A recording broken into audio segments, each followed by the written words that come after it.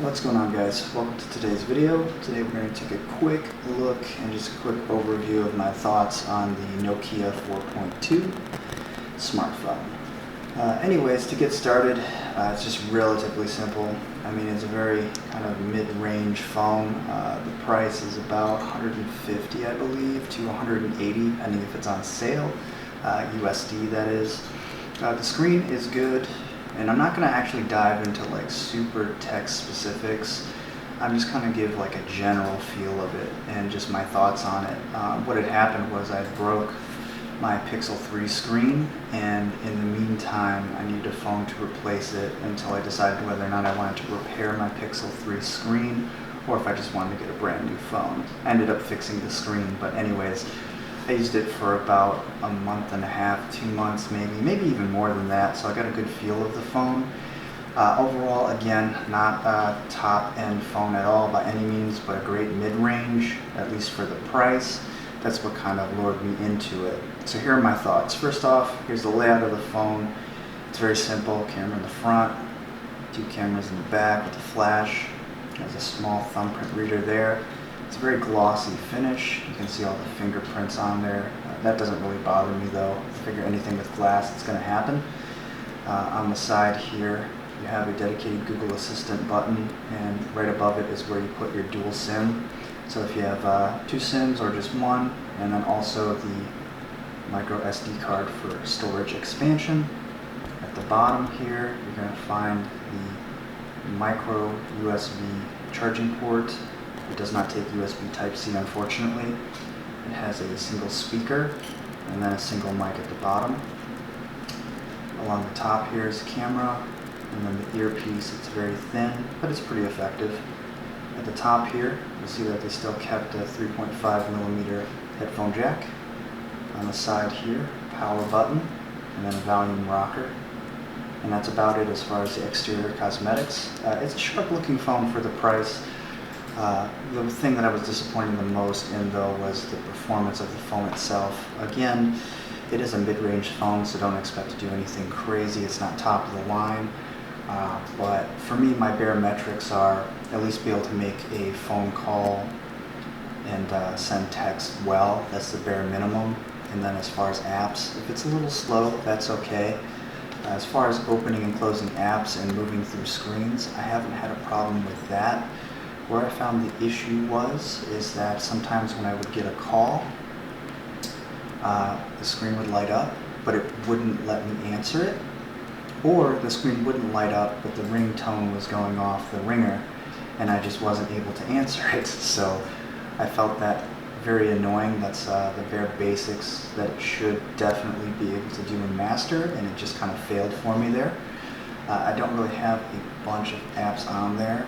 I mean, you're going to see quite a bit, but a lot of it's preload, so I don't know what gives. As far as storage space, there's plenty of space on the phone, so there's no reason why it should have had the issues that it did, in my opinion.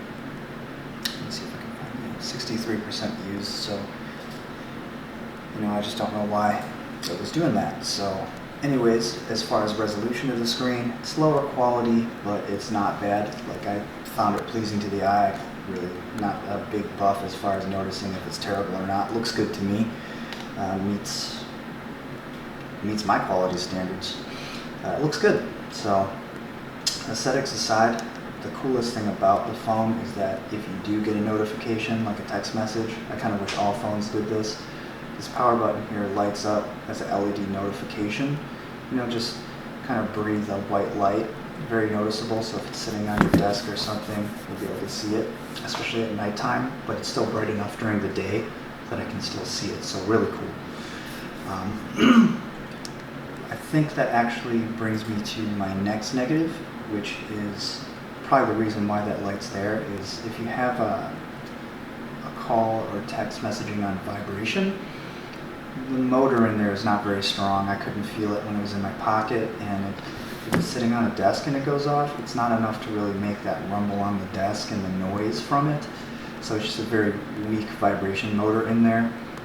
So the vibration motor is an issue for me, and then not being able to answer calls from time to time. It was never consistent, it was just random.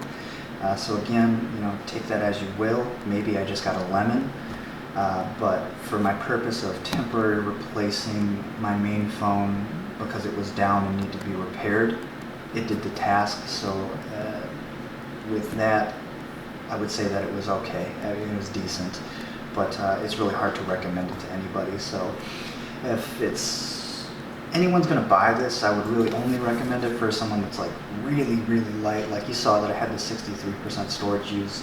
Maybe someone that's like a super, super light user, or maybe first time smartphone user, definitely recommend it. Or in the case of where you're waiting on a replacement phone or something and you don't want to spend another $600 to $1,000 on a smartphone, then definitely I'll give it a thumbs up. But if you're just trying to get something that looks nice and is mid-range, but you still make a lot of phone calls, then I would say that the Nokia usually does really good with the mid-range market and low end, but I'd give this one a thumbs down in that regard. So looks good, but unfortunately I don't think it's up to the task for daily usage. So if you're a really, really, really light user, maybe, I really hope that it does work out for you. It is a nice looking phone and it feels good in the hand. It's got a nice weight, not too heavy, not too light, feels quality.